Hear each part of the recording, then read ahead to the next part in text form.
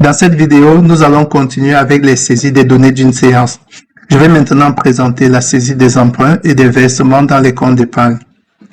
Pour accéder à cette page, à partir de la liste des séances, il faut cliquer sur l'entrée épargne et crédit dans le menu contextuel. Dans la zone principale de la page vont alors s'afficher deux blocs. À gauche, les emprunts et à droite, les épargnes. Dans le bloc des emprunts, on a au-dessus du tableau une estimation du montant disponible. Un clic sur le bouton à côté va afficher dans une fenêtre les différents montants dans les rubriques qui ont permis de calculer cette estimation. Pour ajouter un emprunt, on va cliquer sur le bouton plus en haut et à droite dans le bloc. Ce bouton va afficher une fenêtre dans laquelle on va sélectionner le membre qui emprunte, indiquer le montant de l'emprunt et indiquer l'origine des fonds empruntés. Ça peut être un fonds d'épargne ou un fonds de tontine.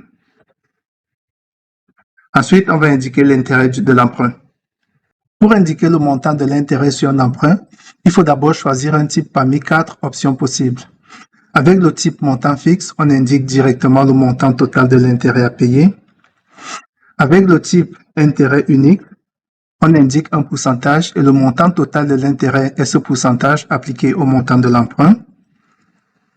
Avec le type intérêt simple, le montant de l'intérêt est initialement de 0 et il sera augmenté après chaque séance du pourcentage indiqué ici, appliqué au montant encore dû sur la dette principale.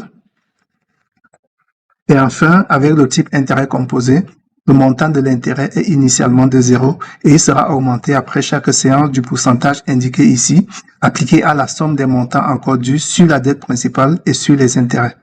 En d'autres termes, dans ce cas-ci, les intérêts produisent également des intérêts. Ici, je vais choisir le type intérêt simple avec un pourcentage de 5% et enregistrer l'opération. Elle apparaît alors dans la liste des emprunts de la séance. Dans la liste des emprunts, il va être possible dans certaines conditions, c'est-à-dire si les opérations qui auront déjà été enregistrées dessus le permettent, de modifier un emprunt,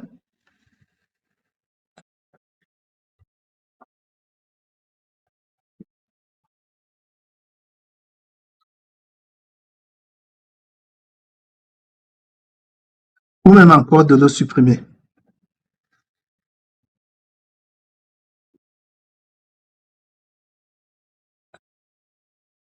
La saisie des versements dans les fonds d'épargne va se faire dans le bloc à droite dans la zone principale de l'écran.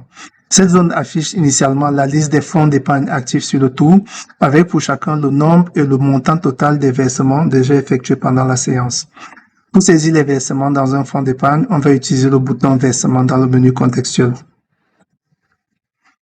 Ce bouton va afficher dans la même zone la liste des membres avec à droite de chaque nom une zone de texte où on va pouvoir enregistrer, modifier ou encore supprimer le versement effectué par ce membre.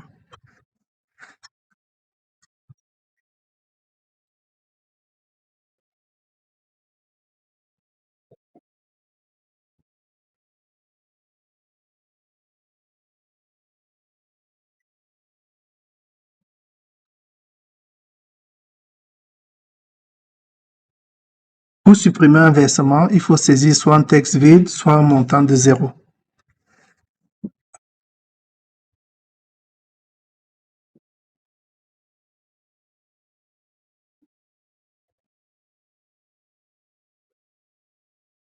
L'application SIA-Tontine permet également de saisir les reports sur les fonds d'épargne entre les tours. Ce sont des sommes restantes dans les fonds d'épargne à la fin du tour et qui sont reportées dans le tour suivant.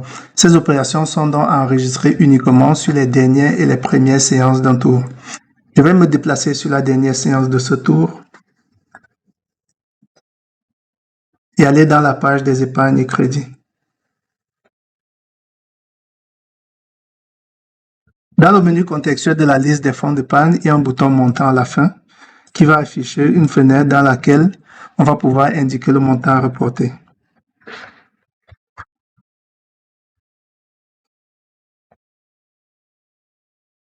Dans cette fenêtre, on peut ajouter ou modifier le montant.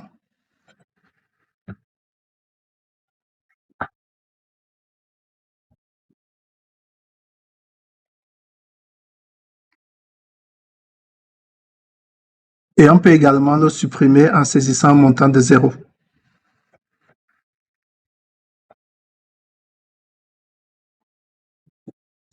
Ici, finalement, je vais conserver un montant de 120 000 francs.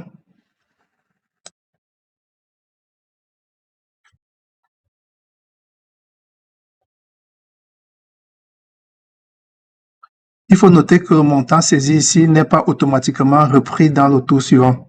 Pour équilibrer les comptes, il faudra donc également indiquer dans la première séance du tour suivant les montants éventuellement reportés dans le fonds d'épargne. Je vais donc revenir à la première séance du tour et repartir sur la page épargne et crédit. Dans le menu contextuel de la liste des fonds d'épargne, ici, il y a un bouton montant de départ qui va afficher une fenêtre dans laquelle on va pouvoir indiquer le montant reporté.